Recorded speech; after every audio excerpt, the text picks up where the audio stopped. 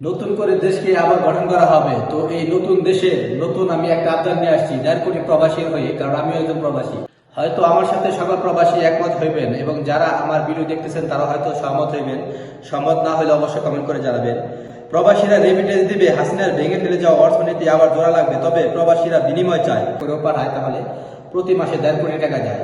তো যাই হোক, এয়ারপোর্টে থাকা সকল দুর্নীতিগ্রস্ত নাজায়েজ কর্মকর্তাদের সরাতে হবে। সকল এয়ারপোর্টে অবস্থিত কাস্টম, ইমিগ্রেশন সহ সকল কর্মকর্তাকে সরিয়ে নতুন কর্মকর্তা নিয়োগ দিতে হবে। অভিজ্ঞতাহীন বিমানের পরিচালককে দায়িত্ব থেকে অব্যাহতি দিতে হবে। সাবেক প্রবাসী কল্যাণ ও বিমান মন্ত্রীকে আইনের আওতায় এনে সকল দুর্নীতির বিচার করতে হবে। প্রবাসী কল্যাণ মন্ত্রণালয় সচিব থেকে শুরু করে সবাইকে অব্যাহতি দিতে হবে। এয়ারপোর্টে দায়িত্বরত সকল আর পুলিশ ও অন্যান্য বাহিনীতে পরিবর্তন আনতে হবে। বিমানের সকল স্টাফ থেকে ক্রু পর্যন্ত সবাইকে পরিবর্তন করে নতুন করে নিয়োগের ব্যবস্থা করতে হবে। বিমান টিকিট, সিন্ডিকেট বন্ধ করতে হবে। নতুন এয়ারপোর্টের টার্মিনালের নাম হতে হবে প্রবাসী টার্মিনাল। সকল কর্মকর্তা প্রবাসীদের স্যার সম্বোধন বা ম্যাডাম বলতে হবে। বিনা শর্তে প্রবাসীদের পাসপোর্ট দিতে হবে। পাসপোর্ট পুলিশ ভেরিফিকেশন বন্ধ করতে হবে। প্রবাসীদের জন্য আলাদা প্রতিনিধি থাকতে হবে। দুর্নীতিগ্রস্ত এজেন্সিগুলোর বিরুদ্ধে আইনি ব্যবস্থা নিতে হবে। প্রতারিত প্রবাসীদের জন্য আলাদা ট্রাইব্যুনাল থাকতে হবে। প্রবাসীদের জন্য আইনি লড়াইয়ের জন্য সরকারি আইনজীবী থাকতে হবে।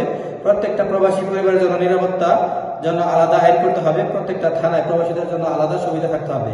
প্রবাসীদের সম্পদ রক্ষায় প্রশাসন সর্বদাই সহযোগিতা আইন সাহায্য দিতে হবে। ওয়েল অনার্স কল্যাণ বোর্ডের সকল দুর্নীতি খুঁজে বের করে দায়ীদের শাস্তির আওতায় আনতে হবে। প্রবাসীদের লাশ পাঠানো ও মৃতদের ক্ষতিপূরণ দেওয়ার নামে কোটি কোটি টাকা হাতে নিয়েছে তাদের আইনের আওতায় আনতে হবে। রেমিটেন্স দিব, তবে বিনিময় দেওয়ার ওয়াদা করতে হবে। রেমিটেন্স দিতে হলে বিনিময় দিতে হবে, এটাই আমাদের শর্ত। তো প্রিয় দর্শক, যদি আপনারা এগুলো আসলে মানেন, আমার কথাগুলো যদি যুক্তি থাকে, তাহলে অবশ্যই আপনারা ভিডিওটা লাইক করবেন এবং কমেন্ট করবেন। কারণ আপনারা জানেন যে আসলে দেশ গড়তে কিন্তু প্রবাসীদের অনেক বড় একটা অবদান রয়েছে। অনেক লোক প্রবাসী আছে, তারা কিন্তু প্রত্যেক মাসে রেমিটেন্স পাঠিয়ে থাকে দেশকে উন্নয়নের জন্য। তারা দিনে 8 থেকে 10 ঘন্টা কিংবা 12 ঘন্টা থেকে 16 ঘন্টা পর্যন্ত পরিশ্রম করে শুধু দেশকে উন্নত করার জন্য। তো অবশ্যই কমেন্ট করে জানান।